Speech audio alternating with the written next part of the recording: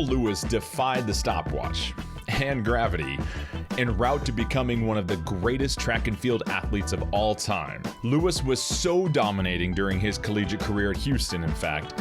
He won all 6 NCAA competitions he entered. He was so versatile, he became the first athlete to win a track event and a field event at the same NCAA Indoor Championships and at the same NCAA Outdoor Championships. Lewis stamped his name into the record books with 4 collegiate marks and 1 world record during his days as a Cougar.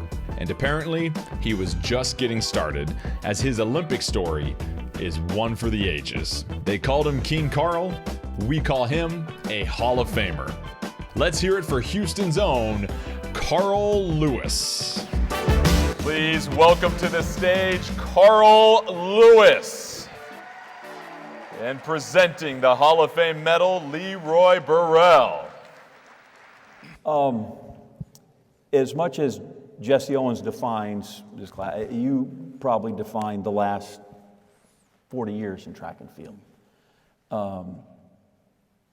And you did things that Jesse Owens, matched things like Jesse Owens. How do you view Jesse Owens, Ralph Metcalf, Boston? I mean,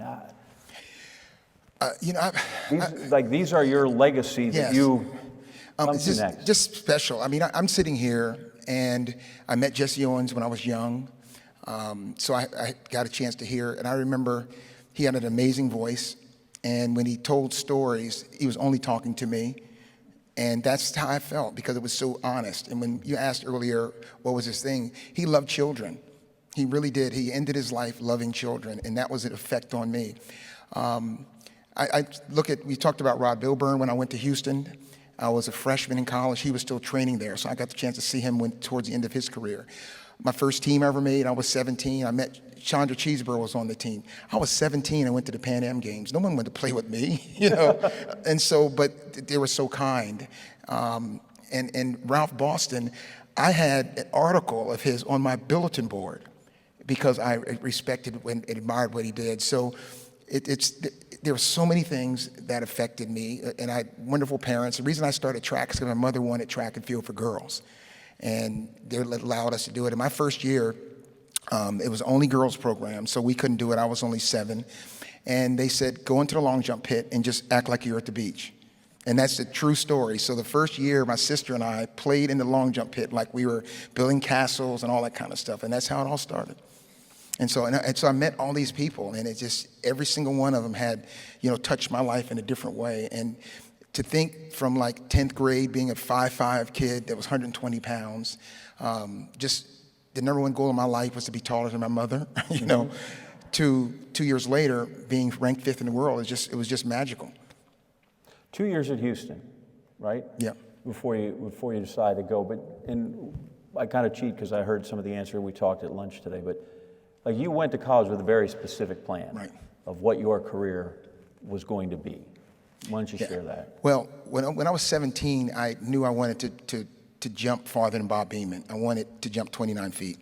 And I measured it in the yard, and that was my goal. And so part of my college experience or looking is at who was willing to help me do that. And that was a big challenge. And the one thing that Coach Tellez did, he was an amazing guy. He was technical and everything. He wasn't about, wasn't trying to convince me to do anything. Because even to this day, he's pretty just blah, but he's caring and specific, because when the meet's over, he's like, bye, I'm going to the plane, So, but when I said to him, I said, can you help me jump 29 feet?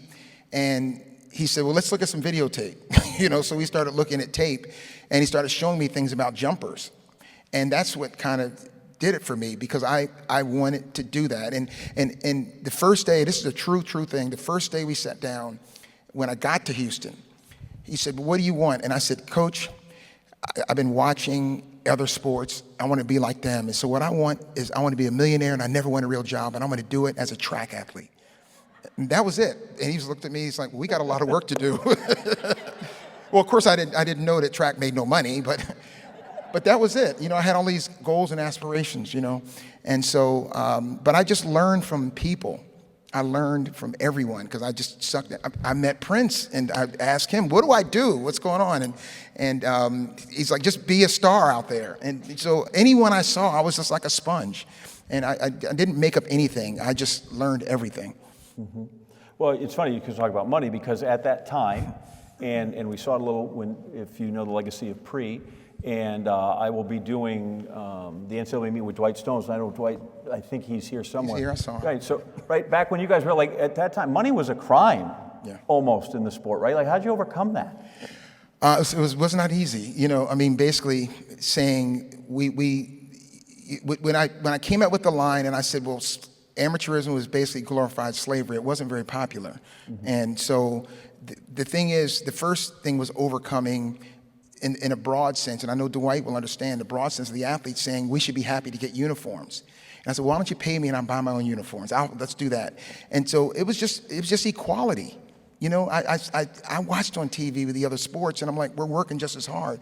So I studied people. You know, I studied people like Billie Jean King and Kurt Flood and Bill Russell and these people, and I saw what they did to change their sports, and I said, why can't we do that? And so that's what drove me. It was hard. It was because every turn, they were trying to stop it. But I was determined, and fortunately I had the talent, and then ultimately had a lot of support, and we were able to get there. It took about 8 years to get to where we were actually technically professional. Make the mill? Sorry? Did you make the million? I did okay. Good for you. I got one more. You mean in a year? Yes. One more, just one other. Literally, they had to talk you into doing the 100 and the 200. Yeah. That seems astonishing because you ran really fast and got gold medals in those two, and it's hard to believe that you did that reluctantly. Well, you know what? When I came out of college, I just wanted to be a long jumper.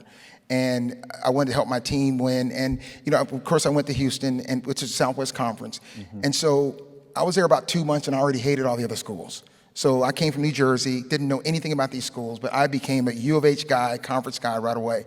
And so in order to help the team, I started running better. But then I realized that I had the talent to sprint, and if we're going to achieve those goals, you had to have that title of world's fastest human, which was really important. And so that was the first step. And then the long jump was going well and the 100 was going well. So then it was like, why don't we just do all four? And luckily for me, the 84 Olympics was coming up. And, you know, I'd already missed the Olympics from the boycott. So I was like, well, this is the perfect spot to blow everything up. And that was it. Well, amongst this whole Hall of Fame and every one of these inductees that are so talented and with a tip of the cap to Usain Bolt, I don't think I'll fight any man in the room that will want to beg to differ that you're the greatest living track and field athlete still to this day. And congratulations on this. Thank you. Thanks for being here. Thank you so much. Thank you.